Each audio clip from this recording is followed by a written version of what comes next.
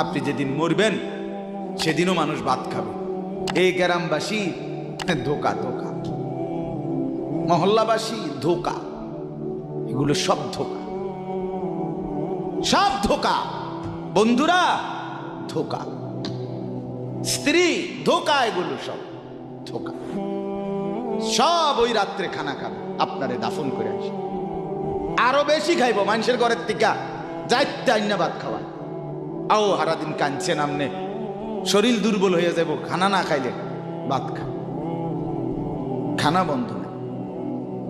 লাশের সামনে, লাশের সামনে মুসলমান আজকে জানাজা, লাশ সামনে, এখানে দাঁড়াইয়া জিগায় খানাটা কোন দিন কইয়া লাইলে ভালো আছিল। কি আহা আহা, মানুষ কার জন্য শিক্ষালেন? এই মানুষগুলো তারা আজকে জিগায় খানাটা কোন দিন, 4 দিন না খানাটা কি সোমবারে করলে ভালো হয় না মঙ্গলবারে করলে ভালো হয়? কত অনবুঝ করে লাইলে ভালো আসিল, লোকজন কি আর আবার পাইবেননি? হ্যাঁ, মানুষটির আবার কইটু আইবেন, আজকেই কইয়া লাইলে ভালো। ফলে জানাজার লাশের সামনে দাঁড়াইয়া আগে কইয়ালায় সবাই খেয়াল রেখেন সোমবারে খানা।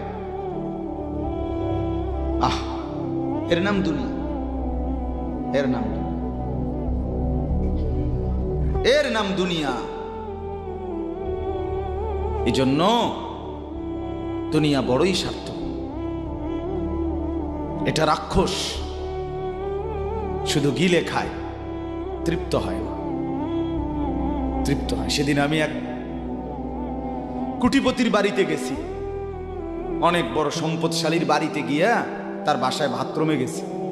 দেখি যে বাথরুমের যে দরজা, দরজার যে সিটকারি লাগায়, তো সিটকারিটা আছে, কিন্তু সিটকারিটা যেটার মধ্যে লাগাই ছোট্ট বল্টু একটা, এটার মধ্যে লাগাই যেটার মধ্যে আরে এটা নাই।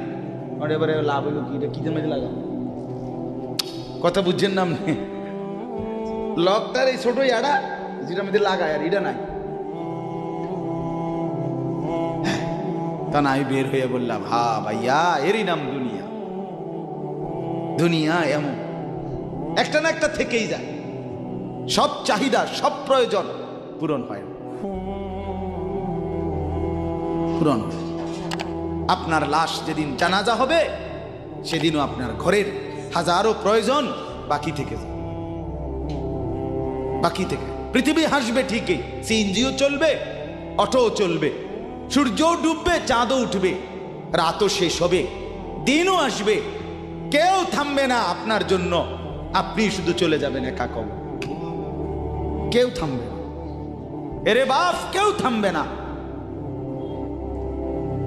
ছেলেরা আজকে বন্ধুর পাল্লায় পড়ে নষ্ট হয়ে যাচ্ছে। আহ,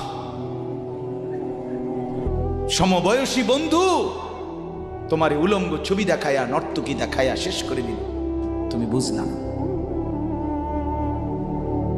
সমান সমান বন্ধু একসাথে তোমার জুয়ার আড্ডায়, মদের আড্ডায়, নারীর আড্ডায়, আহ, আফসোসের ব্যাপার। ভাবতেই শিখে না একজন মানুষ, সুস্থ স্বাভাবিক একজন সতেজ সবল মানুষ, সে কেমনে এত বোকা হয়, নিজেকে ধ্বংস করে। আমি যখন এখন এই মাত্র যে দিদা আসতেছিলাম গাড়ি দিয়া, একটা ছেলে প্রতিবন্ধী, ছোট একদম প্রতিবন্ধী, সে দাঁড়াইয়া রয়েছে মাঝখানে, মানে গাড়ির হরনও বোঝে না, কিছুই বোঝে না সে। পর আরেকটা ছেলে ধরে তারে এক পাশ করে দেওয়াতে তারপরে আমার গাড়িটা আসছে এই এখানে। এখন এই ছেলেটা তো অবুঝ হইতে পারে, এই ছেলেটা তো প্রতিবন্ধী, সে তার ভালো মন্দ বুঝে না। কিন্তু তুমি ছেলে সুস্থ সবল স্বাভাবিক যুবক, তুমি কেমনে নিজের ভালোটা বোঝো না? তুমি কেমনে নিজের ভালোটা বোঝো না বলে? এত মানুষের জানাজা, কবরস্থান নাই এমন কোন এলাকা আছে বলেন? আপনাদের মহল্লায় কবরস্থান নাই? আপনারা কোনোদিন জানাজা পড়েন নাই? আপনারা লাশ দেখেন নাই? তাহলে জলজ্জান্ত মানুষ আজকে কবরে জনাব হযরত মাওলানা আব্দুল বারী সাহেব, আমার তো পুরা মনে আছে কত সময় আমার কতদিন বয়ান একসাথে দেখছি, বসছি, কথা বলছি। কোথায় হারিয়ে গেল? কোথায় চলে গেলেন? এইভাবে পরিচিত চেনা মানুষগুলো প্রতিদিন হারিয়ে যায়, কবরে চলে যায়। এরপরও কি আমার কলিজার ভিতরে একবারও এই হয়েছিল, এই বয় বেটা আহাম্মক কথা